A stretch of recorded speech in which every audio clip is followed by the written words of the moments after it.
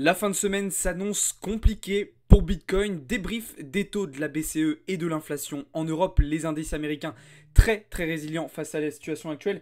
Bienvenue à toutes et à tous les amis dans cette nouvelle vidéo, dernière matinale trading de la semaine et pas des moindres puisque vous l'avez compris, ce matin il y a pas mal de choses à dire et pas mal de choses à voir. Juste avant de commencer, comme d'habitude, je vous invite à vous abonner si ce n'est pas encore déjà fait et surtout à nous rejoindre dans le serveur Discord, c'est vraiment là-bas que tout se passe, le lien est en bio et en description. On commence donc avec un premier point sur le marché crypto ce matin et pour moi potentiellement une fin de semaine qui pourrait être assez compliquée pour Bitcoin. Une sorte non pas de Magic Friday mais plutôt de Sadly Friday. Effectivement, il y a un certain nombre de confluences à court terme qui me font dire que BTC pourrait revenir sous les 69 voire même sous les 68 000 $. Déjà d'un point de vue price action, on a cette impulsion haussière.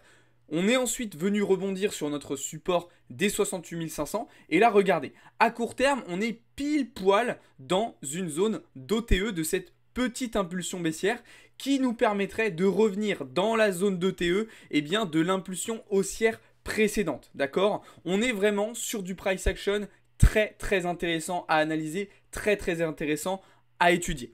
Mais c'est surtout d'un point de vue order flow et fondamental qu'on va avoir des données plutôt baissières. Déjà, la première chose à dire, c'est ça. Regardez ces divergences entre les contrats futurs et les contrats spot.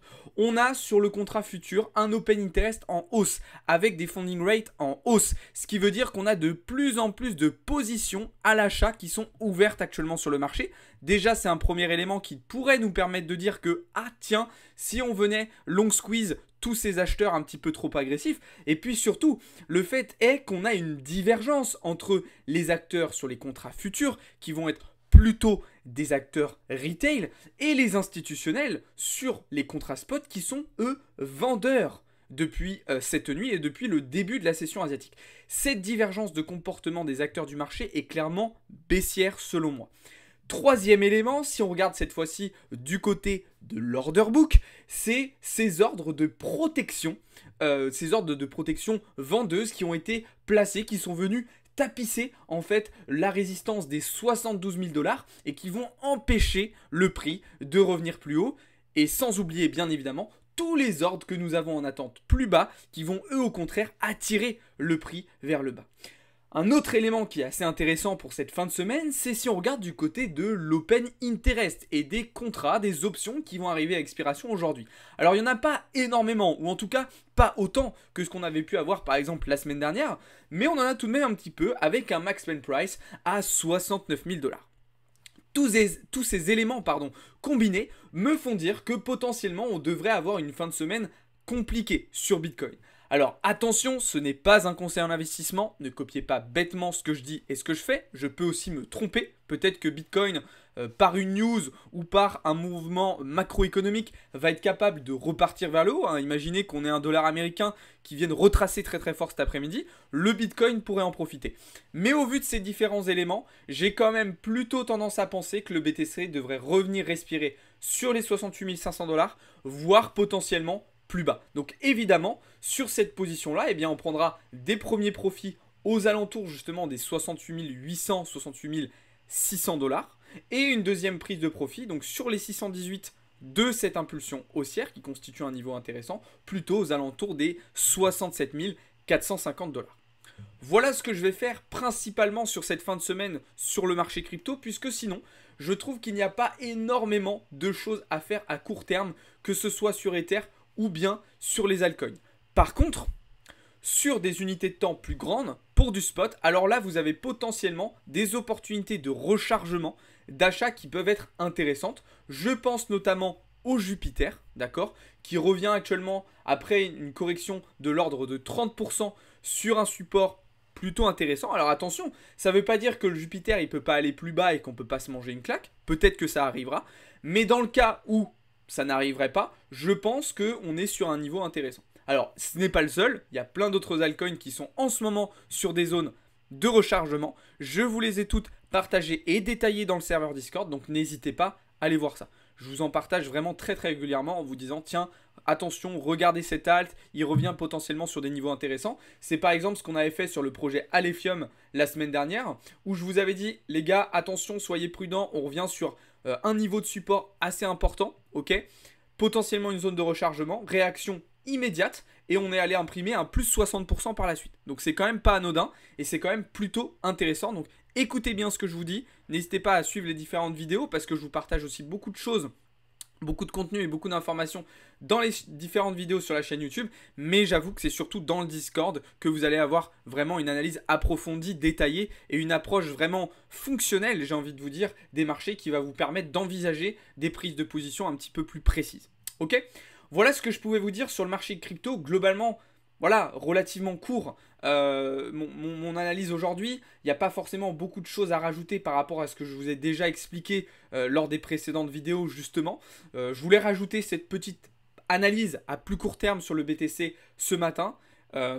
Et voilà. On va désormais du coup pouvoir se tourner très rapidement du côté des marchés traditionnels parce que là du coup il va y avoir beaucoup plus de choses à dire. Déjà, on va commencer par revenir sur la décision de la Banque Centrale Européenne hier après-midi, d'accord, qui a décidé, sans surprise, j'ai envie de vous dire, de maintenir ses taux d'intérêt directeurs à 4,5%, peut-être, je dis bien peut-être, pour la dernière fois de l'année 2024.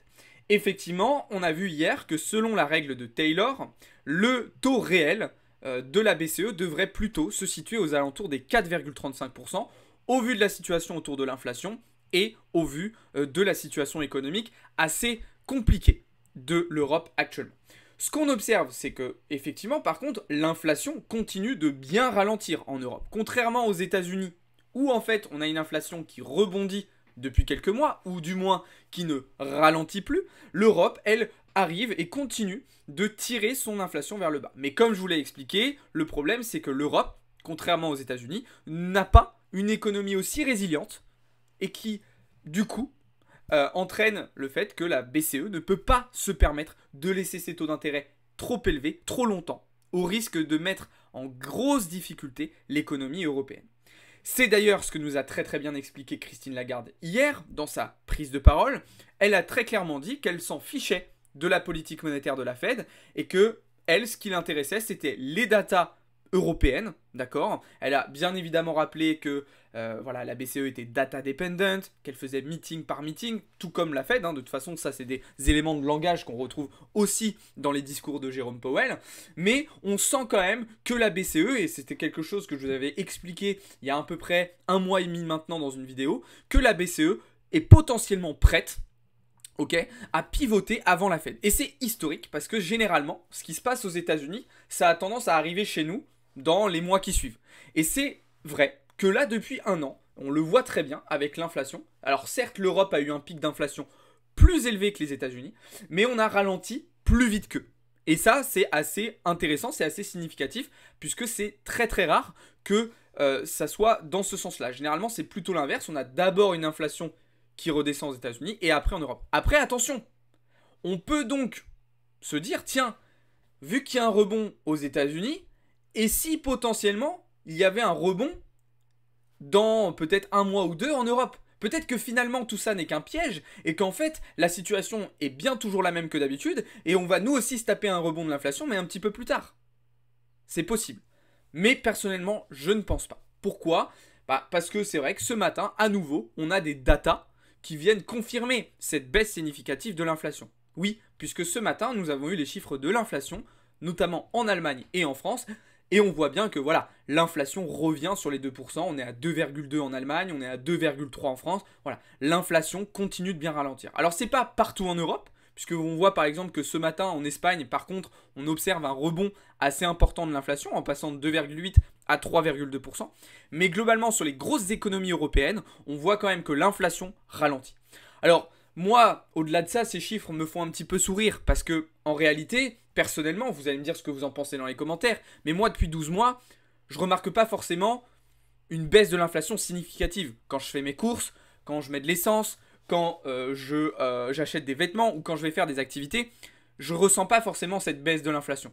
Sur certains produits, un petit peu. Sur d'autres, à l'inverse, on a une inflation qui reste très forte.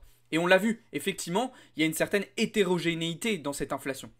On a certains secteurs qui se portent mieux que d'autres, on a certaines matières premières qui se portent mieux que d'autres, mais on a toujours certaines pressions. Je pense notamment au cacao en ce moment, qui ne fait que monter et qui apporte des pressions inflationnistes. Je pense aussi à l'US Oil, qui ne fait que monter. Pourquoi? Parce que l'OPEP continue ses coupes de production. Donc la bataille est encore longue, elle est encore loin d'être gagnée, mais on est quand même plutôt sur la bonne voie. Ça, c'est un fait et il faut le reconnaître. Alors, évidemment, ces résultats, ils ont eu plutôt un impact positif sur les marchés. Je pense notamment au marché européen, puisque le CAC 40 et le DAX nous font un très joli rebond ce matin à l'ouverture de Londres. Maintenant, la question qu'on va se poser, c'est est-ce que cela va être suffisant pour tenir le coup? Parce qu'on voit quand même que ces indices-là, ils ont été un petit peu chamboulés ces derniers temps. Est-ce que la BCE va être vraiment en capacité de baisser ses taux au mois de juin? Dites-moi ce que vous en pensez dans les commentaires. Ça, c'est une question à laquelle il est très compliqué de répondre pour le moment, selon moi. Alors, ce matin, on a eu aussi des données du côté européen au Royaume-Uni, d'accord, avec la croissance qui reste très faible, trop faible vis-à-vis de ce que le Royaume-Uni aurait besoin, d'accord. On a eu aussi les exportations et les importations en Chine. Alors là, ça va pas bien du tout. Là aussi, ce sont des résultats qui viennent me conforter dans mes réflexions vendeuses, notamment sur le CAC 40. On voit que la Chine exporte de moins en moins, on voit qu'elle l'importe de moins en moins, et donc elle se referme en fait tout simplement sur elle-même. Cet après-midi, pour terminer la semaine, on aura l'indice Michigan aux États-Unis, donc avec les anticipations d'inflation à court terme, à 5 ans, les attentes et la confiance des consommateurs. Donc des données importantes qui ne vont pas forcément entraîner énormément de volatilité sur les marchés, mais qui sont quand même très intéressantes à prendre en compte dans le contexte actuel. D'ailleurs, petit retour en arrière cette fois-ci du côté américain, on a eu hier les chiffres des prix à la production. Là, par contre, contrairement à ce qu'on a eu mercredi avec l'inflation, on a eu des bons résultats sur les prix à la production qui ont baissé par rapport au précédent et qui ont baissé plus que prévu. Pourquoi c'est une bonne nouvelle? Parce que si les prix à la production baissent, potentiellement derrière, les prix de vente des différents biens vont eux aussi diminuer. Et donc ça peut participer à faire baisser l'inflation. Maintenant, malgré ça, le dollar américain, vous l'avez vu ce matin, ne fait que monter. Il ne ralentit absolument pas, alors qu'on aurait pu s'attendre, après le mouvement mercredi, peut-être un rééquilibrage hier. Ça n'a pas du tout été le cas. On n'a fait que monter. Les taux courts, donc les taux à 2 ans, les taux à 10 ans, eux aussi, sont particulièrement élevés. Mais malgré ça, et c'est là un petit peu la chose étonnante actuelle, malgré ça, on a des indices américains qui résistent plutôt bien. Je pense notamment au Nasdaq. Alors Nasdaq a été aussi bien aidé par les annonces d'Apple hier, mais aussi par les prix à la production. Même chose pour le S&P 500 et puis surtout le gold. Le gold qui ne fait que monter alors qu'on a un dollar bullish, alors qu'on a des taux qui sont très hauts. Le gold reste pourtant très élevé et continue de monter. Alors ça s'explique, on le sait, par des tensions géopolitiques, diplomatiques, sociales, macroéconomiques qui font qu'on a énormément d'investisseurs qui viennent se protéger sur l'or. Mais c'est quand même assez surprenant de voir l'or aussi haut, aussi fort en fait, alors que d'autres actifs sont plutôt d'habitude responsables d'un repli de l'or. Donc ça, je trouve ça assez intéressant d'observer et assez perturbant, j'ai envie de vous dire. Enfin, en tout cas, c'est une situation relativement rare pour être soulignée. Donc voilà, globalement, moi je continue de travailler en fait sur ce que je travaille depuis maintenant une semaine et demie, 2 semaines, c'est-à-dire de la vente sur les indices. Alors ça se passe plus ou moins bien, vous voyez que sur le CAC et le DAX, on est plutôt pas mal. Sur le S&P, on est plutôt pas mal. Par contre, sur le Nas, du coup, vu qu'il a été très fort hier, un peu plus compliqué, on est repassé dans le rouge. Alors voilà. Le truc, c'est que le Nas, forcément, dès qu'on a des grosses capitalisations, et je vous l'ai dit, ça a été le cas d'Apple hier, qui rebondissent, tout de suite, lui aussi, il rebondit très fort. Il est très sensible aux grosses capitalisations de la tech. Il faut dire que de toute façon, la tech pèse très lourd. Ce sont des grosses pondérations de l'indice américain, le Nasdaq. Et donc voilà, on le voit très bien ici. Hier, l'action Apple qui a bien rebondi après les annonces. En gros, pour vous faire très résumé, Apple... voilà, commencent à se mettre dans la course à l'IA. Ils vont intégrer l'intelligence artificielle dans les nouvelles puces de Mac. Et donc forcément, aujourd'hui, dès que vous mettez IA dans un pitch deck, dès que vous mettez IA dans un business plan, dès que vous mettez IA dans le nom d'une boîte, ça marche. Exactement comme quand vous mettiez Internet ou .com dans les années 2000, vous leviez des centaines de millions d'euros en un claquement de doigts. Et bien c'est exactement pareil aujourd'hui avec l'intelligence artificielle. Voilà ce que je pouvais vous dire là-dessus. Globalement, sinon, j'ai aussi fermé ma position vendeuse sur le pétrole américain. Ok, pour moi, c'est trop risqué d'un point de vue fondamental avec les coupes de production de l'OPEP de chercher à vendre le pétrole. Donc, je l'ai clôturé avec un tout petit peu de bénéf. Voilà, j'aurais pu faire mieux peut-être, on verra. Mais j'ai préféré clairement jouer la sécurité sur cette position. Je termine avec un petit point sur le Forex, puisqu'on est rentré en position sur le GBP AUD, d'accord, donc la livre sterling face au dollar australien. Très belle réintégration de structure en 4 heures qui devrait nous permettre de revenir chercher les 1,95. Attention, je précise bien que tout ça n'est pas du conseil en investissement, ça reste risqué. Ne copiez pas bêtement ce que je dis et ce que je fais, s'il vous plaît les amis. Cet après-midi, on se retrouvera à partir de 15h15 pour la dernière session trading de la semaine dans le serveur Discord, dans la partie salle des marchés. Et à 18h, vous aurez un petit live avec Théo qui reviendra sur les actualités de cette fin de semaine. Demain, 14h, petit cours pour les membres premium du Discord et le débrief hebdo, le live débrief hebdo et prépa semaine pro en fin d'après-midi. Voilà les amis, j'espère que cette petite vidéo vous a plu. Il y avait pas mal de choses à dire et à voir ce matin. Si vous voulez aller un peu plus en profondeur dans toutes ces informations, dans toutes ces notions-là, je vous invite à rejoindre le serveur Discord. Vous aurez vraiment tout d'expliqué de manière approfondie, détaillée dedans. C'est ouvert à tous, donc n'hésitez pas à nous rejoindre, vous avez les liens en bio en description. N'hésitez pas aussi à vous abonner à la chaîne YouTube et à aller regarder nos différentes vidéos. Et sans oublier tous nos réseaux sociaux sur lesquels on vous partage énormément de contenu quotidiennement.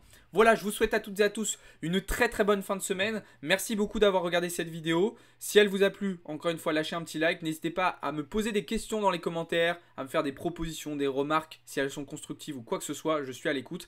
Et je vous souhaite un bon week-end pour ceux que je ne reverrai pas d'ici là. Ciao tout le monde, c'était Alex pour Blockchain Capital.